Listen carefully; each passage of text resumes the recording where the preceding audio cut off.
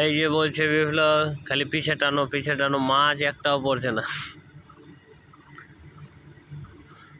দেখি কি মাছ উঠে আজকে পয়লা বৈশাখ মাসে। এই যে এটা আমাদের